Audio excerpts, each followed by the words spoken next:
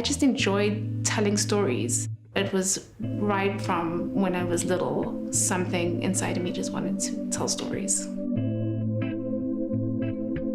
I was born in Johannesburg and I come from quite a big family. I'm the eldest of 4 children. When I was growing up, I was quite quiet and shy, and I was never someone who you would say was ever going to be like in the drama department.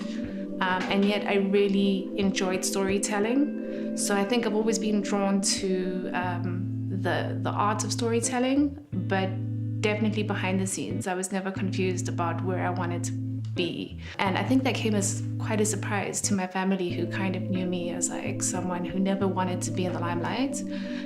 So the idea of me going to film school at that point was like, but why do you want to do that? Most people who wanted to pursue those types of careers wanted to act or direct, and I really upfront knew that I wanted to be a producer, which was quite unusual.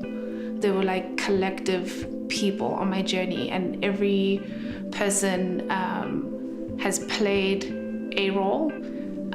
And I suppose maybe that's also because I came from a big family, and we remain that way. So, you know, my mom was always around. She really nurtured the things that I was great at, and she had time to dedicate towards that. But then my dad really was the one who kind of had the drive and was like, oh, you're really great at this, and you know, and would push me in the right direction. So I would say it was like my collective family, even my extended family, my grandparents, to some extent my brothers and sisters. At the end of the day, it was actually just like me wanting to do something against everybody else. Yeah.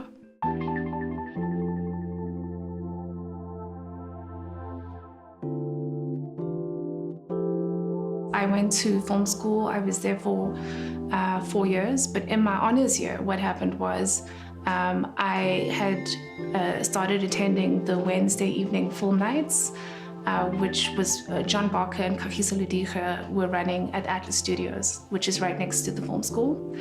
And I had started chatting to John because as a student body, we were trying to set up something similar where we had cinema evenings, and we started to show student films in front of South African films that they had been trying to launch. And so in that, I'd started to kind of develop a little bit of a network with people that are already in the industry, and they were doing the Pure Minardi show at the time. And it was my August holidays, and John Barker said to me, please come and help me with my movie. We want to go shoot this film at Opikopi. And I was like, that sounds amazing.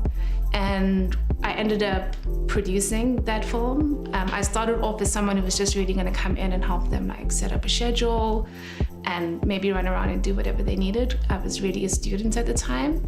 And then they were like, no, let's do this properly and let's do this together. And they really, Kagiso and John, very much started me out in the industry, like right in the deep end, like just produce, like let's just get this thing done.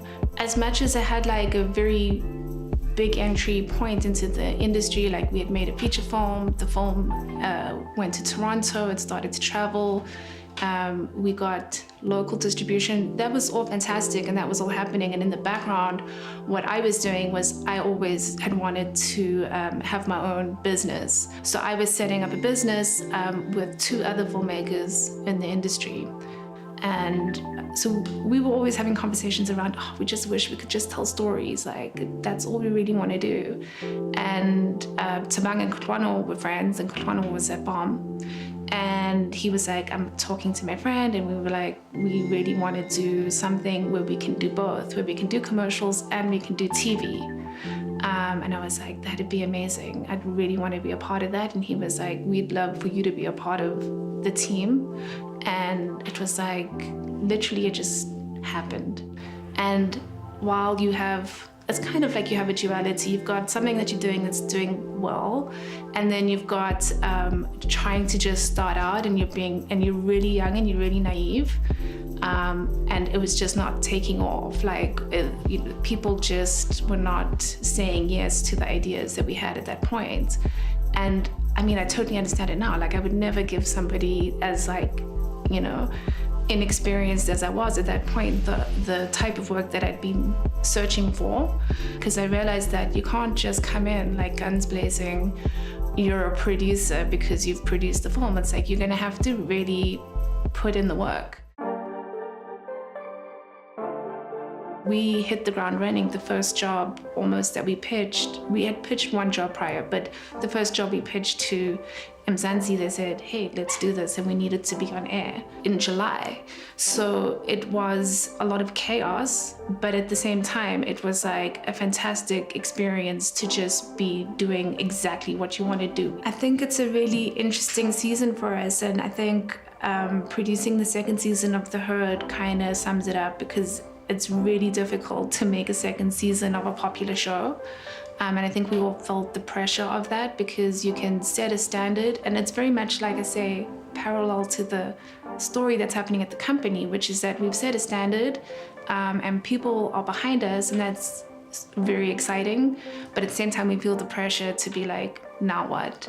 We very much feel like what filmmakers should be doing right now in South Africa is looking at where the audience is. So we need to really tap into what are the stories that people want to go and watch, and what do people want to watch in that format. I think that's a very important question. Like, in the same way that we look at our TV drama, we go, it's an 8 o'clock time slot, Sunday night. Who's sitting watching TV, and what type of story do they want to see?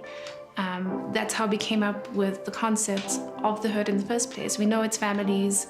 We want to bring something different. How are we going to elevate that idea? What is the aesthetic we want to bring? And what's commercially viable to tell? And I think that's what you'll see Seriti bring to the Slate funding.